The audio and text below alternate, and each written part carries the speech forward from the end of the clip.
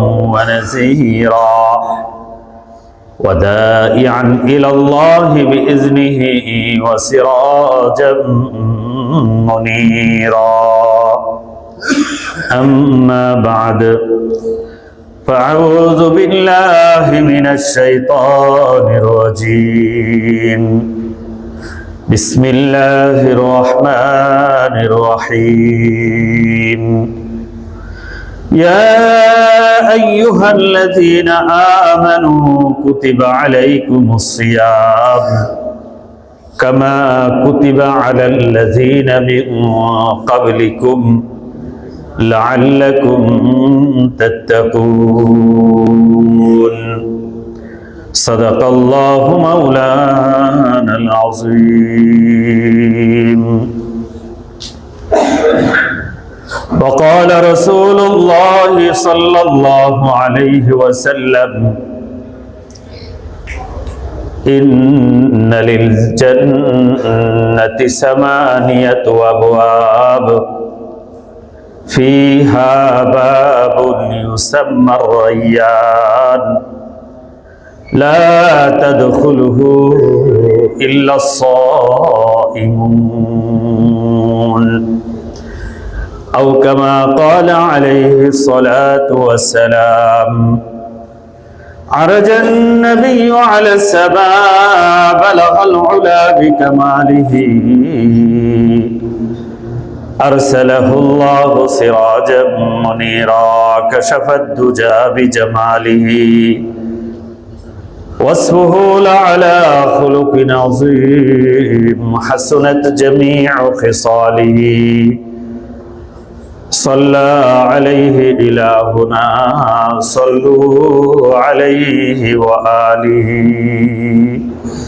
درود شريف پڑھی اللهم صل على محمد وعلى آل محمد كما صليت على إبراهيم وعلى آل إبراهيم إنك حميد مجيد اللهم بارك على محمد وعلى آل محمد كما باركت على إبراهيم وعلى آل إبراهيم إنك حميد مجيد অবশ্যই সম্মানিত মুসলিয়ান কিরাম ব্রাদার ইসলাম আড়াল থেকে যারা শুনছেন মা বোনেরা মহান রব্বে কায়নাতের দরবারে লাখো কোটি শুকরিয়া যে আল্লাহ পাক রব্বুল আলামিন আমাদেরকে সুস্থ রেখেছেন এবং আজকে পবিত্র জুমার দিন এবং শাবান মাসের শেষ জুমায় আমরা মসজিদে সমবেত হতে পেরেছি সেজন্য দিল থেকে আল্লাহ পাকের শুকরিয়া আদায় করি সকলে পড়ি আলহামদুলিল্লাহ। মুআজ্জাজ হাজিরিন কিরাম, আজকে শাবান মাসের শেষ জুমা 25শে শাবান, আগামী জুমাটা হবে রমজান। এই রমজানের শেষ জুমায় হুজুর আকরাম সাল্লাল্লাহু আলাইহি ওয়াসাল্লাম সাহাবায়ে কেরামের উদ্দেশ্যে লম্বা একটি খুতবা দিয়েছেন, বয়ান করেছেন। সঙ্গত কারণেই আমরাও ইনশাআল্লাহ আজকে রাসূল সাল্লাল্লাহু আলাইহি ওয়াসাল্লামের শাবানের শেষ জুমার সেই বয়ানটা আলোচনা করব, যার মধ্যে নবী পাক সাল্লাল্লাহু আলাইহি ওয়াসাল্লাম সামনের রমজানের গুরুত্ব, ফজিলত, তাৎপর্য এবং মাহাত্ম্য তুলে ধরেছেন। রমজান মাসে করণীয় সাহাবায়ে কেরামের উদ্দেশ্যে তিনি বর্ণনা করেছেন। সেই বয়ানটাই আজকে আমাদের জন্য সবচেয়ে বেশি অ্যাপ্রোপ্রিয়েট এবং জরুরি, সেজন্য আমরা সেই আলোচনাটা ইনশাআল্লাহ করব। সেই বর্ণনাটা বর্ণিত হয়েছে সালমান ফারসি রাদিয়াল্লাহু তাআলা আনহু থেকে। সালমান ফারসি রাদিয়াল্লাহু তাআলা আনহু সাহাবায়ে কেরামের মধ্যে সবচেয়ে বয়স্ক, বয়োজ্যেষ্ঠ ছিলেন। তার জন্ম পারস্যের ইরানে। সেখান থেকে তিনি অগ্নিপূজকের ঘরে জন্ম, পরে খ্রিস্ট ধর্মগ্রহণ করেছেন। সেখান থেকে তিনি ইহুদিদের হাতে বিকৃত হয়ে শেষ নবীর খোঁজে, শেষ নবী আসবেন আরবের মরু অঞ্চলে খেজুর গাছওয়ালা এলাকায়, পূর্ববর্তী কিতাব থেকে, পূর্ববর্তী কিতাবের আলেমদের থেকে জেনে বহু ধাম ঘাত প্রতিঘাত অতিক্রম করে তিনি মদিনায় এসেছেন এবং আমাদের নবী করিম সাল্লাল্লাহু আলাইহি ওয়াসাল্লামের হাতে তিনি ইসলাম গ্রহণ করেছেন। মদিনায় তার জ্ঞাতি গোষ্ঠী বংশ কেউ ছিল না। হুজুর সাল্লাল্লাহু আলাইহি ওয়াসাল্লাম বলছেন, সালমানু মিন্নি, সালমান আমার ফ্যামিলির লোক। সালমানের ফ্যামিলি বংশ মদিনায় না থাকতে পারে, সে আমার। খন্দকের যুদ্ধে সালমান ফার্সি রাদিয়াল্লাহু তাআলা আনহুর দূরদর্শী পরামর্শে ইসলামে বিজয় এসেছিল এবং চরম এক দুঃসময়ে সালমান ফার্সি রাদিয়াল্লাহু তাআলা আনহুর এই যুদ্ধ কৌশল মুসলমানদের বিরাট বড় কাজে এসেছিল। সেই সালমান ফার্সি রাদিয়াল্লাহু তাআলা আনহু বলেন যে, ইন্নান নাবিয়্যা সাল্লাল্লাহু আলাইহি ওয়াসাল্লাম তালাআল মিম্বার ফি ইয়াউমিল জুমআতি ওয়া হুয়া আখিরু ইয়াউমিন মিন শাবান। নবী করিম সাল্লাল্লাহু আলাইহি ওয়াসাল্লাম জুমার দিনে মিম্বরে আরোহণ করেছেন, আর সেই দিনটি ছিল আখির ইয়াউমিন মিন শাবান, শাবান মাসের শেষ দিন। সেই দিনে রাসূল সাল্লাল্লাহু আলাইহি ওয়াসাল্লাম সাহাবায়ে কেরামের উদ্দেশ্যে এক সারগর্ভ বয়ান পেশ করেছেন, যার মধ্যে তিনি রমজানের গুরুত্ব, তাৎপর্য, ফজিলত, মাহাত্ম্য তুলে ধরেছেন। নবী করিম সাল্লাল্লাহু আলাইহি ওয়াসাল্লাম বলেন, ইয়া আইয়ুহান নাস, হে লোক সকল, قد أظلكم شهر عظيم, তোমাদের সামনে এক মহিমান্বিত মাস প্রত্যাসন্ন। কদ আযাল্লাকুম, তোমাদের উপর ছায়া ফেলছে, ছায়াপাত করছে, শাহরুন আযীম, এক মহান মাস। ছায়া ফেলা মানে কি? একটা মানুষ, একটা জিনিস যখন নামে আসে আগে ছায়া পড়ে, তার মানে সেই মাসটা এসে যাচ্ছে, আগামীকালই সেই মাসের শুরু। কদ আযাল্লাকুম শাহরুন আযীম, নবী প্রথমত এই মাসকে সম্বোধন করেছেন, এটা মহান এক মাস, শাহরুম মুবারাক। দ্বিতীয় বৈশিষ্ট্য এই মাসের বলেছেন, এই মাসটি অত্যন্ত বরকতের মাস। বরকত কি জিনিস? একটা হলো বরকত, আর একটা শব্দ হলো কাসরত। কাসরত মানে বেশি, বরকত হলো অল্পতে বেশি লাভ, বেশি ফায়দা, বেশি কার্যকারিতা। বেশি কার্যকারিতাকে বলা হয় বরকত। একটা রুটি দুইজনে খাইছে, পেট ভরে গেছে, এটা বরকত। কিন্তু চারটা রুটি দুইজনে খাইছে, পেট ভরে নাই, এটা বেবরকত। সংখ্যায় বেশি, বরকত নাই। আবার সংখ্যায় কম, বরকত আছে। অনেকের আয় বেশি, বরকত কম, অনেকের আয় কম, বরকত বেশি। তো বরকত এটা উপলব্ধি করা যায়, এটা সংশ্লিষ্ট ব্যক্তি বুঝতে পারে। হুজুর সাল্লাল্লাহু আলাইহি ওয়াসাল্লাম বলেন, এই মাসটি শাহরু মুবারাক, এই মাসটি অনেক বরকতের মাস। এরপরে এই বরকত এবং এই আজমত এবং মহত্বের কারণগুলো হুজুর সাল্লাল্লাহু আলাইহি ওয়াসাল্লাম সামনে ব্যাখ্যা করেছেন। শাহরুন ফীহি লাইলাতুন খায়রুম মিন আলফি শাহর, তোমাদের সামনে যে মহিমান্বিত মাস আসছে, যে বরকতের মাস আসছে, এই মাসের বরকতের অন্যতম এক কারণ হলো এই মাসের মধ্যে আল্লাহ পাক রব্বুল আলামিন এমন একটি রাত নিহিত রেখেছেন, যেই একটি রাত সারা বছর অন্যান্য সময়ের 1000 মাসের চেয়েও শ্রেষ্ঠ। সুবহানাল্লাহ। 1000 মাসকে যদি আপনি ভাগ দেন 12 দিয়ে, তাহলে দাঁড়াবে 83 বছর 4 মাস। তো 83 বছর 4 মাস যেই বরকত, যেই রহমত, যেই সওয়াবপূর্ণ ফজিলত, এই মাসের মধ্যে একটা রাত এমন আছে, সেই এক রাতের ইবাদত মানুষকে সেই পরিমাণ পূর্ণ সওয়াব, ফজিলত, বরকত দান করবে। বলেন সুবহানাল্লাহ। শাহরুন ফীহি লাইলাতুন খায়রুম মিন আলফি শাহর, এটা এমন মাস, এই মাসে এমন এক রাত আছে যে রাত 1000 মাসের চেয়েও শ্রেষ্ঠ। জাআলাল্লাহু সিয়ামাহু ফরিদাতান ওয়া কিয়ামা লাইলিহি তাতাওয়া। নবী করিম সাল্লাল্লাহু আলাইহি ওয়াসাল্লাম তারপরে বললেন, এই মাসের মধ্যে আল্লাহ পাক রব্বুল আলামিন তোমাদেরকে দিনের বেলায় রোজাকে ফরজ করেছেন, আর রাত্রি বেলায় তোমাদের উপর তারাবিকে অবধারিত করেছেন। তাতাওয়া অর্থ এটা ফরজ নয়, সুন্নত হিসাবে। ফরজাল্লাহু সিয়ামাহু ওয়া সানানতু লাকুম কিয়ামাহু। নবী করিম সাল্লাল্লাহু আলাইহি ওয়াসাল্লাম বলেন, আল্লাহ পাক রমজানের দিনের রোজা ফরজ করেছেন, রাতের তারাবি আমি তোমাদের উপর সুন্নত করেছি। তোমাদের উপর এই মাসে করণীয় হবে, দিনে তোমরা রোজা পালন করবে, রাতের বেলায় তারাবি আদায় করবে 20 রাকাত সুন্নত। সুন্নতে মুআক্কাদা, সুন্নতে মুআক্কাদা হলো এটা ওয়াজিবের সমতুল্য, যেটা পড়তে হবে, না পড়লে গুনাহগার হবে। তবে জামাআত হইল ফরজে কিফায়া। যদি একটা মহল্লা একটা জামাত হয়, বাকিরা কোনো ওজরের কারণে জামাত না পড়তে পারে, তাহলে সে ফজিলত পাবে না, কিন্তু গুনাহগার হবে না। আর তারাবির নামাজের মধ্যে রমজানে 1 খতম কোরআন শরীফ পাঠ করা, এটাও সুন্নত। আমরা ইনশাআল্লাহ সেটা পালন করি, ইনশাআল্লাহ করব। তো আল্লাহ পাক রব্বুল আলামিন দিনের বেলায় রোজা, রাতের বেলায় তারাবি তোমাদের জন্য সুন্নত করেছেন।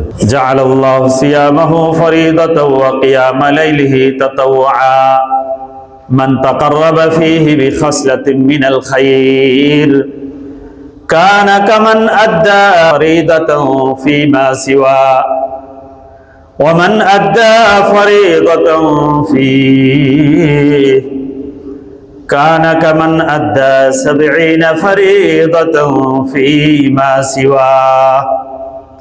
ওই মাসটা এমন বরকতপূর্ণ মাস, অন্যান্য মাসে একটি ফরজ করলে যেই পরিমাণ সওয়াব পাওয়া যায়, রমজান মাসে একটি নফল কাজ করলে, সাধারণ একটি নেকের কাজ করলে আল্লাহ পাক রব্বুল আলামিন ওই মাসের বরকতে একটা ফরজের সমান সওয়াব দান করে দিবেন। করছে একটা নফল কাজ, সাধারণ একটা নেকের কাজ, ফরজের যেই পরিমাণ সওয়াব এবং ওজন, সেই সওয়াব ওজন আল্লাহ পাক রব্বুল আলামিন দিয়ে দিবেন।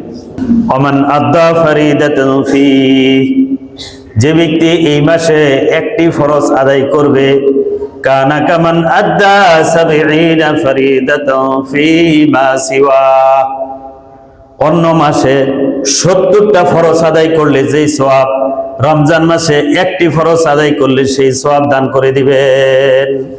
সুবহানাল্লাহি ওয়া বিহামদিহি। এমনি তো সওয়াব বৃদ্ধি হয় গাণিতিক হারে, গাণিতিক হার রমজান মাসে বৃদ্ধি হবে, এটা জ্যামিতিক হারে। গাণিতিক হারটা হলো কি, অঙ্কের গণনা অনুযায়ী 2 2 যোগ 4, তারপরে কি 4 যোগ 2 6, তারপরে 6 যোগ 2 8, এইভাবে বৃদ্ধিকে বলা হয় গাণিতিক হারে বৃদ্ধি। আর গণিতক হারে বৃদ্ধি হইল জ্যামিতিক হার। 2 দুগুণে 4, 4 দুগুণে 8, 8 দুগুণে 16, 16 দুগুণে 32, 32 দুগুণে 64, এইভাবে বৃদ্ধি। এই রমজানের বৃদ্ধিটা হবে জ্যামিতিক হারে বৃদ্ধি, গণিতক হারে বৃদ্ধি। বৃদ্ধিটা সাধারণ বৃদ্ধি না, এমনি নরমালি 1 এ 10 হয়, রমজানে 1 এ 70 হয়। বলেন সুবহানাল্লাহ। কি পরিমাণ বরকত আর আজমতের মাস, যে একটা বান্দা নফল করছে তাকে 70 ফরজের সমান সওয়াব। একটা নফল করছে ফরজের সমান, ফরজ করছে 70 ফরজের সমান সওয়াব। এইভাবে বৃদ্ধি আর বৃদ্ধি বেশি বেশি দিয়ে দিবেন আল্লাহ পাক রব্বুল আলামিন। কারণ এই মাসটা আল্লাহ পাক দিয়েছেন এই জন্য মানুষ যেন তার সৃষ্টির আসল উদ্দেশ্যে ফিরে আসে। মানুষ সৃষ্টির উদ্দেশ্য বন্দিগি, ইবাদত। দীর্ঘ 11 মাস নফস শয়তানের খায়সাতের মধ্যে আমরা ছিলাম, যার কারণে আমাদের মধ্যে একটা অলসতা তৈরি হয়েছে, একটা গাফলত তৈরি হয়েছে, ইবাদতের মধ্যে একটা বিমুখতা তৈরি হয়েছে। এগুলো কাটিয়ে উঠে বান্দা যেন রিফ্রেশ হয়ে আবার ইবাদতের মধ্যে ফিরে আসে, তার সৃষ্টির যে আসল উদ্দেশ্য বন্দিগি, সেই জায়গায় যেন সে কামব্যাক করে। এই জন্য আল্লাহ পাক রব্বুল আলামিন এই সুযোগটা দিয়েছেন। আবার প্রথম রাত থেকেই শয়তানকে আটকায় রাখছেন, পাপীদেরকে বলছেন বিরত হও, নেকিদেরকে ওয়েলকাম জানাচ্ছেন, বলছেন অগ্রসর হও। ইয়া বাগিয়াল খাইরে আকবিল ওয়া ইয়া বাগিয়াশ শাররি আকসির। এভাবে একটা সুযোগ, অবারিত নেকের একটা পরিবেশ আল্লাহ পাক রব্বুল আলামিন এই রমজান মাসে করে দেন। ওমান আদ্দা ফরিদাতান ফি কানা কামান আদ্দা 70 ফরিদাতান ফীমা সিওয়া। হুজুর বলেন হুয়া শাহরুস সাবর ওয়াস সাবরু সাওয়াবুল জান্নাহ। আর এই রমজান মাসটা হলো ধৈর্যের মাস, ধৈর্যের মাস, ধৈর্য শিক্ষা করার মাস, সবরের ট্রেনিং নেওয়ার মাস। কারণ যখন রমজানে রোজা রাখে মানুষ ক্ষুধার্ত থাকে, ক্ষুধা থাকলে কিন্তু মেজাজ একসময় খিটখিটি হয়ে যায়, সামান্য কথা সহ্য হয় না। সেই সময়ও ধৈর্য ধারণ রাখতে হবে, চুপ থাকতে হবে। হুজুর সাল্লাল্লাহু আলাইহি ওয়াসাল্লাম বলছেন ফাইন সাব্বাহু আদুন আও কাতালাহু ফালিয়াকুল ইন্নী ইমরুন সাইম। কেউ যদি রোজাদারকে গালি দেয়, গায়ে পড়ে এসে ঝগড়া করে, সেজন্য তার প্রতিবাদ ঝগড়া দিয়ে না করে তার মতো করে যেন জবাব না দেয়। সে জবাব দিবে ইন্নী ইমরুউন সাইম, ভাই আমি তো রোজাদার, আমি তো এর বেশি তোমার সাথে বিতর্ক করতে পারছি না, সিয়াম আমাকে বাধা দিচ্ছে। সিয়াম অর্থ হইল বিরত থাকা। এই সিয়ামের কারণে নিষিদ্ধ কাজ থেকে সে বিরত রাখবে, নিজেকে বাঁচিয়ে রাখবে, এটাই সিয়াম। আর আল্লাহর নিষেধের কারণে নিজেকে বিরত রাখার নামই তাকওয়া। এই রমজানের উদ্দেশ্য হইল লাআল্লাকুম তাত্তাকুন, যাতে তোমরা মুত্তাকি হতে পারো, পরহেজগার বনতে পারো। এই পরহেজগার হওয়ার শিক্ষা রমজান। তো রমজান মাস ধৈর্যের মাস, ধৈর্য শিক্ষা করবে মানুষ এই রমজান মাসের মধ্য দিয়ে। যে বিপদে মুসিবতে অনাকাঙ্ক্ষিত পরিস্থিতিতে শরীর মেজাজ সায় দিচ্ছে না, তারপরেও করবে, তারপরও আল্লাহর হুকুমের কারণে সে ধৈর্যের সাথে পরিস্থিতি ওভারকাম করবে। এর একটা ট্রেনিং প্রশিক্ষণ সে রমজান মাস থেকে নিবে। কারণ নফসের ইসলাহ করতে হলে, পরিশুদ্ধি করতে হলে কি করতে হয়? নফসের বিরুদ্ধে করতে হয়। আপনার বাচ্চার বয়স মাত্র 8-10 বছর, সে যদি চায় আমাকে একটা মোটরসাইকেল কিনে দেন, চাইলেই কি দিবেন? এই ছেলেটাই মোটরসাইকেল পেয়ে কি করবে? অ্যাক্সিডেন্ট করে তার জানটাই নষ্ট করবে। তো আমাদের মন চাবে দিনের বেলা খাইতে, দিনের বেলা একটু পান করতে, স্ত্রী সহবাস বৈধ, সেগুলো মন জৈবিক চাহিদা আসতে পারে, কিন্তু চাওয়ার পরেও মনকে বিরত রাখা, এটার নাম হলো নফসের ইসলাহ। এটাই আত্মশুদ্ধি। নফসের এই ইসলাহ, আত্মশুদ্ধি হবে এই সিয়ামের মাসে। ওহুয়া শাহরুস সবর ওয়াস সবরু সাওয়াবুল জান্নাহ ওহুয়া শাহরুল মুআসাত ওয়া শাহরু ইউজাদু ফীহি রিজকুল মুমিন। নবী করিম সাল্লাল্লাহু আলাইহি ওয়াসাল্লাম বলেন, ওহুয়া শাহরুল মুআসাত, এই রমজান হলো পারস্পরিক সমবেদনার মাস, আরেকজনের দুঃখ বুঝার মাস, গরিবের কষ্ট বুঝার মাস, আরেকজনের যন্ত্রণা বুঝার মাস। সমবেদনা। ধনীরা যে আলালের ঘরের দুলাল, সোনার চামচ মুখে নিয়ে যার জন্ম, সে কখনো না খেয়ে থাকে নাই, ক্ষুধার কষ্ট অনুভব করে নাই। আল্লাহ পাক রব্বুল আলামিন এই ক্ষুধার কষ্ট অনুভব করার একটা ইবাদত দিয়ে দিয়েছেন, যেন ধনীরাও বুঝে যে গরিব না খেয়ে থাকলে তার পেটের কামড় কত কষ্টকর, কত জ্বালা। সেই ক্ষুধার্ত অবস্থায় হাঁক দিলে, চাইলে ওই ক্ষুধাটা অনুভব যেন সে করে, এবং তার পকেটের টাকাটা, ঘরের খাবারটা যেন তার হাতে সে তুলে দেয়। এই অন্যের কষ্টটা বোঝা, আরেকজনের ব্যথা বোঝাটার জন্য আল্লাহ পাক রব্বুল আলামিন এরকম একটা ইবাদত দিচ্ছেন। এই জন্য হুজুর বলছেন ওহুয়া শাহরুল মুআসাত, পারস্পরিক সমবেদনার মাস। কারণ চিরসুখী জন ভ্রমে কি কখন, ব্যথিত বেদন বুঝিতে পারে, কি যাতনা বিষে বুঝিবে সে কিসে, কবু আসি বিষে ধ্বংসেরই যারে। যে ব্যথা জীবনে পায় নাই, ব্যথার কষ্ট সে বুঝবে না। সাপে যে কামড় দেয় নাই, সাপের কামড়ের ব্যথা সে বুঝবে না। বুঝার জন্য তাকে সেই জায়গায় যেতে হবে। এটা ওয়াজ কইরা, ব্যাখ্যা দিয়া, ছবি আইকা বোঝানো যাবে না, এটা ফিল করে বুঝতে হবে। এই জন্য সমাজের মানুষকে আল্লাহ পাক ধনী এবং গরিব করছেন, এটা সমাজের স্বার্থে এবং শৃঙ্খলার জন্য এই ক্লাসিফিকেশনটা আল্লাহ করেছেন। সবাই ধনী হলে ছোট ছোট কাজগুলো কে করত? আল্লাহর বান্দা সবাইকে মানুষ হিসাবে দেখতে হবে, মানুষ হিসাবে ট্রিট করতে হবে। এই সমাজের শৃঙ্খলার জন্য কাউকে ধনী, কাউকে গরিব আল্লাহ বানিয়েছেন তার নিজামকে ঠিক রাখার জন্য। এর অর্থ এই নয় সে গরিব হয়েছে বলে সে অভিশপ্ত, সে অপয়া, সে ঘৃণিত, সে উচ্ছিষ্ট, আনটাচেবল, যেটা অন্য ধর্মজাতিরা মনে করে। এটা মনে করা যাবে না।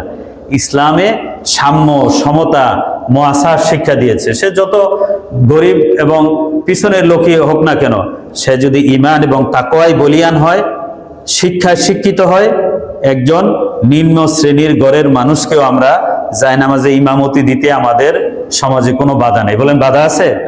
বাধা নাই। কিন্তু হিন্দু ধর্মে ব্রাহ্মণরা সারা ধর্মগ্রন্থ ধরাই নিষেধ। গরিবদের, সূত্রীয় ক্ষত্রিয় যারা, এদেরকে বলে যে তোমরা ভগবানের পায়ের নিচের মাটি থেকে তৈরি হয়েছ, তোমরা যদি উপরে উঠতে চাও এইটাই তোমাদের পাপ, তোমরা নরকে যাবা। তাদের নাকি উপরে ওঠার চেষ্টা করাটাই পাপ। এরা জন্মই আজন্ম পাপ এটা মনে করে। তো যাই হোক, এই বিশ্বাস আমাদের ধর্মে নাই, বরং আমাদের ধর্মে ধনীদেরকে গরিবদের কষ্ট অনুভব করার শিক্ষা ফরজ করে দেওয়া হয়েছে, যেন গরিবদের কষ্টটা বুঝে তাদেরকে যেন উদার হস্তে বিলিয়ে দেয়। অফি আমওয়ালিকুম হাক্কুল লিসাইলি ওয়াল মাহরুম, আল্লাহ পাক বলেছেন তোমাদের সম্পদের মধ্যে দরিদ্রদের জন্য, যারা বঞ্চিত, যারা যাচ্চাকারী চায়, তাদের জন্য হক রয়েছে। তোমার সম্পদ শুধু তোমার না, এই সম্পদে আল্লাহ বলে দিয়েছেন দরিদ্রদেরও অধিকার রয়েছে। সময় মতো যাকাতের মাধ্যমে তাদের অধিকার তাদের কাছে ফিরিয়ে দিতে হবে। এভাবে ফরজ করে গরিবদের প্রতি, সমাজের পিছিয়ে পড়া জনগোষ্ঠীর প্রতি ফরজ করে দায়িত্ব দেওয়া হয়েছে। পৃথিবীর কোনো জাতি, গোষ্ঠী, ধর্ম, গ্রন্থ, কোনো সংস্কৃতি দেখাতে পারবে না। কোনো রাষ্ট্র ব্যবস্থায়ও নাই, কোনো ধর্ম ব্যবস্থায়ও নাই, আছে আমাদের ইসলামে। ইসলাম বলেছে এই সিয়াম তোমাদেরকে দিয়েছি মুআসার, তোমাদের সমাজের ক্ষুধার্ত মানুষের কষ্টগুলো তোমরা বুঝবে। সেজন্য এজন্য ধনীদের সবভাবে এটা বুঝতে হবে। এমন না যে রমজান মাস আসছে, ব্যবসায়ীরা অনেক টাকা আছে, ব্যাংকে থেকে টাকা নিয়ে এলসি করে কোটি কোটি টাকার খাদ্য মজুদ করে সমাজে দাম বাড়ায় বেচলো, এটা মুআসাতের বিপরীত কাজ, এই জন্য তার পাপ হবে। হাদিসে আছে কেউ যদি খাদ্যদ্রব্য দাম বৃদ্ধির উদ্দেশ্যে মজুদ করে, 40 দিন যদি খাদ্যদ্রব্য মজুদ করে রাখে, এরপরে পুরা খাদ্যদ্রব্য দান করে দিল, সে যে পাপ করেছে, সমাজে যে ক্রাইসিস সৃষ্টি করেছে, মানুষকে যে কষ্ট দিয়েছে, এই পাপ মোচন হবে না। পুরাটা দান করে দিলেও সেই পাপ মোচন হবে না। যাদের সব পয়সা আছে, আপনার অনেক টাকা আছে, লাখ টাকা বেতন পান, আপনি যদি পুরা মাসের বাজার একসাথে কিনে আনেন, রমজানে অন্য সময় 5 কেজি, রমজানে 25 কেজি পেঁয়াজ কিনে রেখে দেন, তাহলে এটা সমাজে ক্রাইসিস সৃষ্টি করবে, আরেকজনের জন্য চাপ তৈরি হবে, ব্যবসায়ীরা দাম বাড়ায় দিবে, গরিব মানুষ তখন 10-20 টাকা বেশি দিয়ে কিনতে হবে। এই যে 20 টাকাতে বেশি কিনতে হবে, এটাই তার জন্য টর্চার, তার জন্য অত্যাচার। এই অত্যাচারের কারণ আপনি ধনীরা হলেন, এটাও করা যাবে না। আমি মনে করি যে 5 কিনে কিন্তু অন্য সময় তার রমজানের শুরুতে যেহেতু চাহিদা মানুষের বেশি লাগে, এই সময় 1 কেজি পেঁয়াজ কেনা উচিত, 5 লিটারের পরিবর্তে 2 লিটার কেনা উচিত। কম করে কিনি, যেন বাজারে সংকট তৈরি না হয় এবং গরিব মানুষের প্রতি যেন এটা প্রেসার তৈরি না হয়, চাপ তৈরি না হয়। হুয়া শাহরুল মুআসার, সমবেদনার মাস। গরিব দুঃখীরা যেন আমার কারণে কষ্টের শিকার না হয়, এই জিনিসটা বোঝার মাস। ওহুয়া শাহরুই ইউজাদু ফীহি রিজকুল মুমিন, আল্লাহ পাক রব্বুল আলামিন এই মাসের মধ্যে মুমিনের রিজিককে বৃদ্ধি করে দেন, মুমিনের রিজিককে বাড়িয়ে দেন। মুমিনের রিজিক বাড়িয়ে দেওয়া হয়। আল্লাহ পাক রব্বুল আলামিন একটা কুদরতি ভাবেই সবার জন্য একটু ভালো খাবারের তাকদীর করে দেন। সেহরিতে, ইফতারিতে গরিব মানুষ হলেও একটু ভালো আয়োজন, একটু ভালো ব্যবস্থাপনা আল্লাহর পক্ষ থেকে হয়ে যায়। যদি গরিব মানুষ, নিজের অধীনস্থ ব্যক্তিদের রোজা সিয়াম পালনে কষ্ট হয়, সেহরি ইফতারিতে কষ্ট হয়, সেটা দেখারও দায়িত্ব ধনীদের। এই জন্যই আগে বলা হয়েছে হুয়া শাহরুল মুআসার, এটা সমবেদনার মাস। তুমি তোমার আশেপাশে তোমার অধীনস্থদের, পাড়া প্রতিবেশী, আত্মীয় স্বজন, তারা যদি গরিব থাকে, রমজানের সেহরি ইফতারি তারা সুন্দরভাবে করতে পারছে কিনা, এটা তোমার খোঁজ নেওয়ার দায়িত্ব। এটা সেই মাস, সেই দায়িত্ববোধের মাস হলো এই রমজান মাস, হুয়া শাহরুল মুআসার। এরপরে হুজুর সাল্লাল্লাহু আলাইহি ওয়াসাল্লাম সামনে ইফতারির একটা বিরাট লম্বা ফজিলত বলেছেন, যে রোজাটা এমন একটা জিনিস, বান্দা রোজা রাখে আমার জন্য। আল্লাহ বলছেন আসসাওমু লি ওয়া আনা আজজি বিহি, সওম আমার জন্য, এর পুরস্কার আমি নিজে দিব। রোজা আমার, এর পুরস্কার কি আমি নিজে দিব। অন্য বর্ণনা আনা উজজা বিহি, রোজাদারের পুরস্কার স্বরূপ আমি নিজেই তার হয়ে যাব। তো যেহেতু রোজা আল্লাহর, আর যে ইবাদতটা একান্ত আল্লাহর নিজের বলেছেন, কারণ অন্য ইবাদত মানুষকে দেখানো যায়, কেউ রোজা আছে কি নাই এটা বাইরে দেখানোর কিছু নেই। সুতরাং এটা একান্তই আল্লাহর, শুধুমাত্র আল্লাহর জন্যই মানুষ রোজা রাখে। আর যে আল্লাহর জন্য রেখেছে, সে একা চাইলে ঘরে গিয়ে একটু গোপনে খাইতে পারে, খায় না। কেন খায় না? প্রচন্ড পিপাসা, এই জন্য খায় না। কেউ না দেখুক, একজন তো দেখতেছে। কেউ না দেখুক, কে দেখে? আল্লাহ। জোরে বলেন, কে দেখে? আল্লাহ। এই যে দেখার অনুভূতি, সুতরাং এই রোজাটা কার? আল্লাহ। এই জন্য রোজাদারকে ভালোবেসে কেউ যদি ইফতারি করায়, তার বিশাল ফজিলত হুজুর সাল্লাল্লাহু আলাইহি ওয়াসাল্লাম বলছেন। আপনার ছেলেটাকে কেউ যদি আদর করে আপনার ভালো লাগবে না? ভালো লাগবে, কারণ এই শিশু সন্তানকে সম্মান করলে আপনি নিজের সম্মান বোধ করবেন যে আমার ছেলেটাকে আদর করছে মানে সে আমাকেই সম্মান করছে। তো একজন মানুষ যখন আল্লাহর জন্য রোজা রাখে, তাকে ইফতারি করাইলে হুসলাম বলছেন যে তাকে 3টা বড় পুরস্কার আল্লাহ দান করবেন। মান ফাত্তারা ফীহি সাইমান কানা লাহু মাগফিরাতুল লিযুনুবিহি ওয়া ইতকু রাকাবাতিহি মিনান নার ওয়া কানা লাহু মিসলু আজরিহি মিন গায়রি আন ইয়ানকুসা মিন আজরিহি শাই। যে ব্যক্তি রোজাদারকে ইফতারি করাবে, আল্লাহ পাক রব্বুল আলামিন তাকে 3টা বড় পুরস্কার দান করবেন। কানা লাহু মাগফিরাতুল লিযুনুবিহি, 1 নম্বর, আল্লাহ পাক রব্বুল আলামিন তার জীবনের সমস্ত গুনাহ খাতাগুলো মাফ করে দিবেন। জোরে বলে সুবহানাল্লাহি ওয়া বিহামদিহি। ঈমানি রিঅ্যাকশন থাকা দরকার যে রোজাদারকে ইফতারি করাইলো তার সমস্ত গুনাহ মাফ।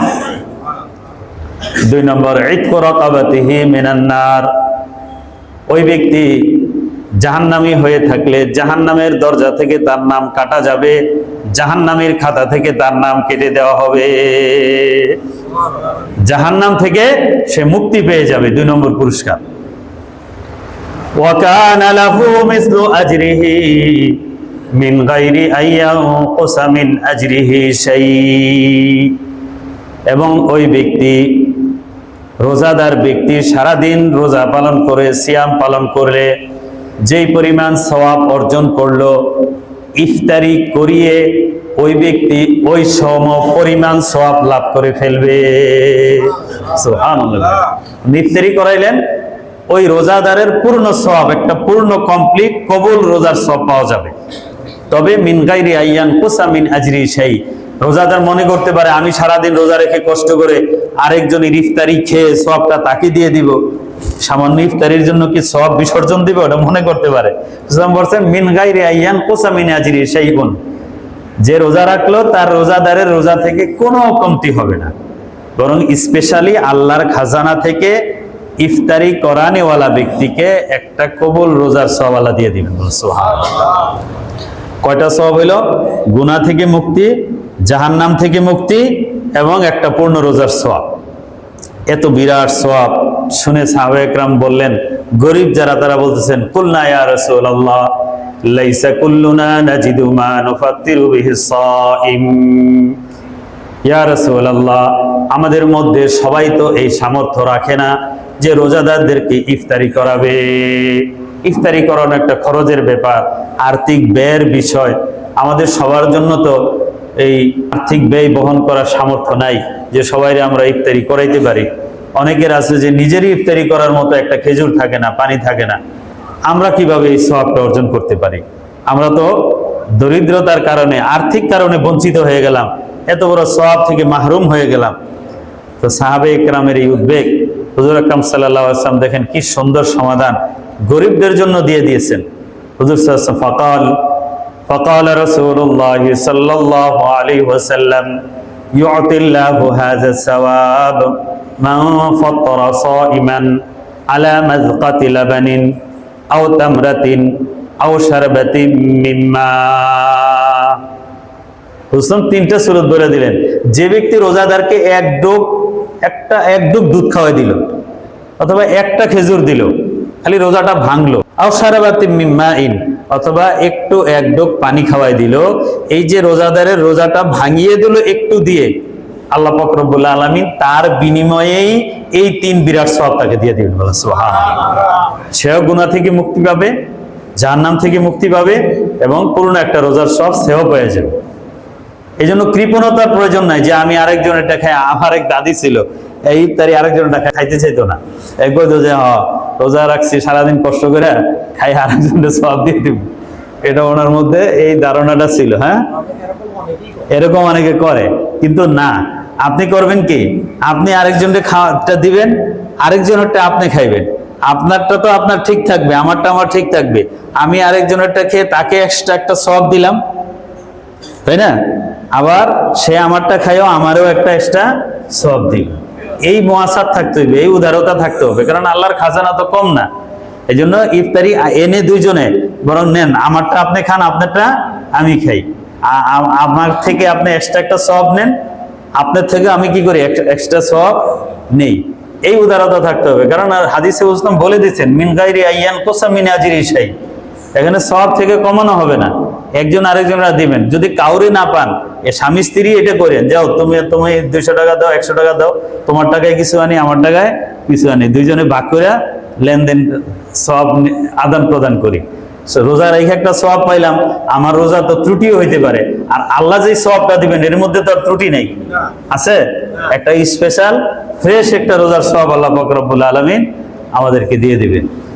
এজন্য আমরা ইফতারি করে, যে মসজিদে ইফতারি হয়, এখানে অনেক পথিকরা একটা কাজে আসছে, হয়তো এখানে অফিস আদালত আশেপাশে আছে, র্যাব অফিস আছে, এপিবিএন আছে, একটা কাজে আসছে, দৌড়ে মানুষ মসজিদে আসে। এখানে এসে যদি একটা আয়োজন থাকে, ব্যবস্থা থাকে, তাহলে সে এখানে খেলো। আপনি এখানে 1000 টাকা দিলেন, সারা মাসব্যাপী এই 1000 টাকা দিয়ে কিছু কিছু খরচ হয়, তাহলে সামান্য একটু খরচের বিনিময়ে ওই দিন হয়তো 100 মানুষ ইফতারি করলো, 100 রোজাদারের সওয়াব পেয়ে গেলেন। সুবহানাল্লাহ। এই জন্য এই ধরনের সুযোগগুলো নেওয়ার চিন্তা করা দরকার। আত্মীয় স্বজনের মধ্যে কাউরে রমজান উপলক্ষে 2-4-5 কেজি খেজুর, ছোলা, রমজানের ইফতারির কিছু উপকরণ আমরা কিনে দিলাম, যে আমি নিজে তো রোজা রাখবোই, এক্সট্রা কিছু সওয়াব রোজার এইভাবে অর্জন করব। ইফতারির একটা বাজেট সবারই কি থাকা উচিত, সেভাবে ইনশাআল্লাহ আমরা চিন্তা করব। আল্লাহ পাক তৌফিক দান করেন, বলেন আমিন। তবে হুজুর সাল্লাল্লাহু আলাইহি ওয়াসাল্লাম বললেন, এভাবে খাওয়াইলে তো তোমরা একটু একটু খাওয়াইলে সওয়াবটা পেয়ে যাবে, কিন্তু একজন রোজাদারকে যদি কেউ পরিতৃপ্তভাবে পেট ভরাইয়া একেবারে শান্তি করে খাওয়ায় দেয়, তার সওয়াব আরো বেশি। হুজুর সাল্লাল্লাহু আলাইহি ওয়াসাল্লাম বলেন, ওমান আশবা'a সাইমান সাকাহুল্লাহু মিন হাউজি শারবাতান লা ইয়াজমাউ হাত্তা ইয়াদখুলাল জান্নাহ। ওমান আশবা'a সাইমান, যে ব্যক্তি একজন রোজাদারকে পরিতৃপ্ত করে পেট ভরিয়ে খাওয়াবে, সাকাহুল্লাহু মিন হাউজি শারবাতান, আমার হাউজে কাউসার থেকে আল্লাহ পাক রব্বুল আলামিন কাল কিয়ামতের ময়দানের কঠিন দিনে, যখন মানুষ পিপাসিত থাকবে, মাথার উপর কোনো ছায়া থাকবে না, পিপাসার মানুষ বুক ফেটে যাবে, আমার হাউজে কাউসার থেকে তাকে এমন পানি পান করিয়ে দিবেন যে কিয়ামতের ময়দানের এই 50,000 বছরের দীর্ঘ সময়ে আর তার পিপাসা অনুভব হবে না। ওমান আশবা'a সাইমান সাকাহুল্লাহু মিন হাউজি শারবাতান লা ইয়াজমাউ হাত্তা ইয়াদখুলাল জান্নাহ। একবার হাউজে কাউসারের পানি খেলে একেবারে জান্নাতে যাওয়ার আগ পর্যন্ত তার আর পিপাসা হবে না। হাউজে কাউসারের পানি সম্পর্কে হাদিসে আসছে, এটা আবিয়াজ মিনাল লাবান, দুধের চেয়েও সাদা, আহলা মিনাল আসাল, মধুর চেয়েও মিষ্টি, এবং আবরাদ মিনাস সালজি, বরফের চেয়েও ঠান্ডা। এমন এক পানীয়, এমন এক তৃপ্তি দিবে এই পানি, এমন একটা স্বস্তি এবং ঠান্ডা এবং পরিতৃপ্তি মানুষকে দান করবে, যে একবার খাইলে আর জান্নাতে যাওয়ার আগ পর্যন্ত পিপাসা অনুভব হবে না। বলেন সুবহানাল্লাহ। এই হাদিসের মধ্যে প্রচ্ছন্ন ইঙ্গিত আছে যে হাউজে কাউসারের পানি যে পান করতে পারবে সে জান্নাতেও যাবে, কারণ হুজুর বলেছেন জান্নাতে যাওয়ার আগ পর্যন্ত তার আর পিপাসা হবে না। তার মানে এই পানি পানকারী ব্যক্তি জান্নাতেও যাবে। তাহলে রোজাদারদের ইফতারি করানোর কত বড় ফজিলত, আল্লাহ পাক এই ফজিলত গুলো অর্জন করার তৌফিক দান, বলেন আমিন। শাহরুন আউয়ালুহু রাহমা ওয়া আওসাতুহু মাগফিরা ওয়া আখিরুহু ইতকুম মিনান নার। এই মাসটি এমন মাস, প্রথম অংশকে বলা হয়েছে রহমত, দ্বিতীয় অংশ মাগফিরাত, তৃতীয় দশককে বলা হয়েছে জাহান্নাম থেকে মুক্তি। এর ব্যাখ্যা কি? বিভিন্ন ব্যাখ্যা মুহাদ্দিসিনে কেরাম করেছেন যে মানুষের মধ্যেও 3 ধরনের মানুষ আছে, এই জন্য রোজাকেও 3 ভাগে ভাগ করা হয়েছে। কিছু মানুষ তো আছে আলহামদুলিল্লাহ সারা বছরই তারা নামাজ পড়ে, গুনাহ করে না, তারা রমজানের প্রথম দিন থেকে রহমত প্রাপ্ত হবে, প্রথম দিন থেকে রমজানের ফজিলত তার জন্য প্লাস হইতে থাকবে। দ্বিতীয় শ্রেণীর কিছু মানুষ আছে, কিছু গুনাহ করে, কিছু পাপও আছে, কিছু নেকও আছে।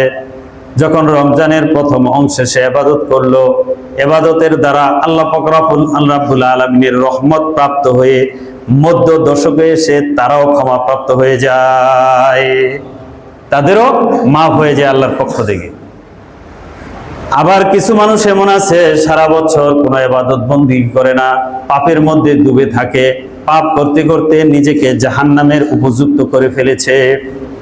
রমজান মাস আসলে সে যদি রমজানের এই সুযোগ নিয়ে ইবাদত বন্দিগি করতে থাকে, রমজানের রহমতে, রমজানের মাগফিরাতে শেষ দশকে এসে তার মাফ হয়ে সেও জাহান্নাম থেকে মুক্ত হয়ে যায়। এজন্য আখিরু ইতকুম মিনান নার, জাহান্নাম থেকে মুক্তি। শেষে হুজুর সাল্লাল্লাহু আলাইহি ওয়াসাল্লাম বলেছেন, ওমান খাফফাফা আম মামলুকিহি ফি গাফারাল্লাহু লাহু ওয়া আতাকাহু মিনান নার। যে ব্যক্তি ওমান খাফফাফা আম মামলুকিহি ফি, যে ব্যক্তি রোজাদার অধীনস্থকে রমজানের কারণে কাজের বোঝা হালকা করে দেয়, আল্লাহ পাক রব্বুল আলামিন ওমান খাফফাফা আম মামলুকিহি ফি গাফারাল্লাহু লাহু, আল্লাহ তাকে মাফ করে দিবেন। ওই মালিককে আল্লাহ জাহান্নাম থেকে মুক্ত করে দিবেন। বলেন সুবহানাল্লাহ। ড্রাইভারের ডিউটি, দারোয়ানের ডিউটি একটু কমিয়ে, যে তুমি এই টাইমে এই সময়টা তোমারে ছুটি দিয়ে দিলাম, তুমি তেলাওয়াত করো, এই সময়টা তুমি একটু রমজান মাসে বেশি ইবাদত করো। ড্রাইভারকে, অধীনস্থকে, কাজের লোককে একটু হালকা করে দেওয়া, নিজের কাজকর্ম যেটা রমজান মাসে জরুরি নয় সেটা অ্যাভয়েড করে বাদ দিয়ে রমজানে ইবাদতের মধ্যে লিপ্ত হওয়া, এই চেষ্টা করা উচিত। যারা কোরআন শরীফ পারি তারা তো অবশ্যই ইনশাল্লাহ খতম দিব, এখন থেকে শুরু করি। যারা সূরা পারি না তারা অন্তত 10টা-20টা সূরা রমজান মাসে আমি শুদ্ধ করে শিখবো, এর একটা প্ল্যান করি, একটা কাগজ কলম নিয়ে, ডায়েরি নিয়ে কি করব, ওই পরিমাণ কাজগুলোই আমরা করি যেটা সম্ভব। প্রথম কাজ আমরা যেটা করব সেটা হলো একটা রোজা আমরা ছাড়বো না, রমজান মাসে একটা নামাজও আমরা বাদ দিব না। কারণ রমজানের একটা ফরজ 70 ফরজ, একটা ফরজ ছাড়লাম মানে কি 70 ফরজের সওয়াব আমরা মিস করলাম। যেন রমজান মাসে একটা নামাজও যেন কাজা না হয়, এর একটা আমরা প্ল্যান করি। এবং রমজান মাসে প্রত্যেকটা রোজা রাখবো, প্রত্যেকটা তারাবি পড়বো, কিছু ইফতারির বাজেট রাখবো, জাকাতটা দিব, ইনশাআল্লাহ শবে কদরে পাওয়ার জন্য ইতিকাফ করার চেষ্টা করব। এই নিয়তগুলো আমরা একটা প্ল্যান বানাই এবং কেনাকাটা যা আছে এটা রমজানের আগে এই 2-4 দিনের মধ্যে শেষ করে ফেলি। যদি জরুরি এসেন্সিয়াল কেনাকাটা থাকে শেষ করে, রমজানে যেন বাজার ঘাটে মার্কেটে দৌড়াইতে না হয়, একটা পরিকল্পনা নিয়ে আমরা আগামী রমজানকে উদযাপন সেলিব্রেট করার চেষ্টা করি। আল্লাহ তৌফিক দেন, বলেন আমিন। আলহামদুলিল্লাহ, আমাদের দেশে বহুল কাঙ্ক্ষিত একটা নির্বাচন সেটা সম্পূর্ণ হয়েছে। অতীতের যে কোনো সময়ের তুলনায় আলহামদুলিল্লাহ শান্তিপূর্ণভাবেই সমাপ্ত হয়েছে। বলেন ঠিক না ঠিক? মারামারি, কাটাকাটি, গৃহযুদ্ধের মতো আশঙ্কা যেটা করা হয়েছিল, আল্লাহ সেগুলো থেকে জাতিকে মুক্ত করেছে। বলেন ঠিক না ঠিক? তো মানুষ, জনগণ তাদের কিন্তু পরিবর্তনের যেই চরিত্রটা, বৈশিষ্ট্যটা এটা প্রকাশ করেছে। বলেন ঠিক না ঠিক? মানুষ আগের হানাহানি, মারামারি, কাটাকাটি, হিংসার রাজনীতি থেকে বেরিয়ে আসতে চায়, তার প্রমাণ মানুষ তার আচরণ দিয়ে দেখিয়েছে। বাকিটা রাজনীতিবিদদের দায়িত্ব, তারা যেন ভবিষ্যতে জাতিকে আবার পিছনের ওই বিভিন্ন রকম চেতনার নামে বিভক্ত না করে জাতিকে ঐক্যবদ্ধ রেখে এই শান্তিপূর্ণ পরিবেশকে যেন এগিয়ে নিয়ে যায়, আমরা এই আশা করি। বলেন ঠিক না ঠিক? বড় জয়, বড় আশা। বড় জয় যাদের, তাদের উপর দায়িত্ব বড়, আশা বড়। আমি ধন্যবাদ জানাবো যে জনাব তারেক রহমান সেই একটা পরিচয় দিয়েছেন, তিনি বিজয় মিছিল উদযাপন নিষেধ করেছেন। তার মানে এত বড় বিজয়ের পরে একটা সমাজে যেই নড়াচড়া, ঢেউ, জোয়ার হওয়ার কথা ছিল রাস্তাঘাটে, কিন্তু সেই পরিবেশটা নাই। আলহামদুলিল্লাহ, মানুষ সেই শান্তিপূর্ণ পরিবেশটা বজায় রেখেছে। তো মানুষ একটা পরিবর্তনের জন্য কিন্তু রক্ত দিয়েছে। যদি এত বড় বিজয় দেখে আবার আত্মতৃপ্তিতে ভোগে, কারণ 24-এর নির্বাচনের পরে একটা দল মনে করেছিল আগামী 5 বছর আমাদের জন্য নিশ্চিত, ব্যাপারটা তা ঘটে নাই। ঘটছে? উলট পালট হয়ে গেছে। আল্লাহ চাইলে উলট পালট করে দিতে পারে। 17 বছর নির্বাচিত থাকার পরে 2 মাসও যায় নাই দেশে এসে তিনি প্রধানমন্ত্রী, 2/3 সংখ্যাগরিষ্ঠ সমর্থন পেয়ে গেছেন, তাই না? এই যে আল্লাহর দান, যত বড় দান তত বড় শুকরিয়া। লাইন শাকারতুম লাযীদান্নাকুম, যদি তোমরা শুকরিয়া আদায় করো আল্লাহ বলেন আমি বাড়িয়ে দিব। ওয়ালাইন কাফারতুম, যদি অকৃতজ্ঞতা করো ইন্না আযাবি লাশাদীদ, আমার আযাব বড় কঠিন, এটা ছিনিয়ে নেওয়া হবে, আবার শাস্তিও চলে আসবে। এটা কোন মনে করার কোনো কারণ নাই মেটিকুলাস প্ল্যান অমুকে তুমুকে করছে, এই কারণে হয়েছে সেই কারণে হয়েছে, রাজাকাররা করছে, এগুলো বলা ভুল। সব উপরের ইশারা হয়, উপরের ইশারা ছাড়া গাছের পাতাও নড়ে না। বলেন ঠিক না বেটি? তিলকাল আইয়ামু নুদাউলুহা বাইনান নাস। সময় মানুষের মধ্যে ঘুরে আসে। আজকে সে রাজা, কালকে সে ফকির। কুলিল্লাহুম্মা মালিকাল মুলক তুতিল মুলকা মান তাশা ওয়া তানজিউল মুলকা মিম্মান তাশা। যাকে খুশি রাজত্ব দেন, যাকে খুশি ছিনিয়ে নেন। এটা বড় পরীক্ষা, পরীক্ষার জন্য দেওয়া হয়, আত্মগর্বের জন্য দেওয়া হয় না, শোষণের জন্য দেওয়া হয় না। যখন কেউ শপথ নেয় তখন সবার সরকার প্রধান, কে ভোট দিল কি দিল না, কে সমর্থন করলো কি করলো না, এটা তখন ম্যাটার করে না। আমি রাষ্ট্রের দায়িত্বশীল, সরকারের দায়িত্বশীল, সকল জনগণই আমার, সকল নাগরিকই বাংলাদেশী। এই দৃষ্টিকোণ থেকে আগামী দিনে ঐক্যবদ্ধ জাতি হয়ে বাংলাদেশ এগিয়ে যাবে, এটা আমরা আশা করি, প্রত্যাশা করি বিজয়ী দল থেকে। আল্লাহ পাক যেন তাদেরকে সেভাবে পরিচালিত করেন। সবাই বলেন আমিন।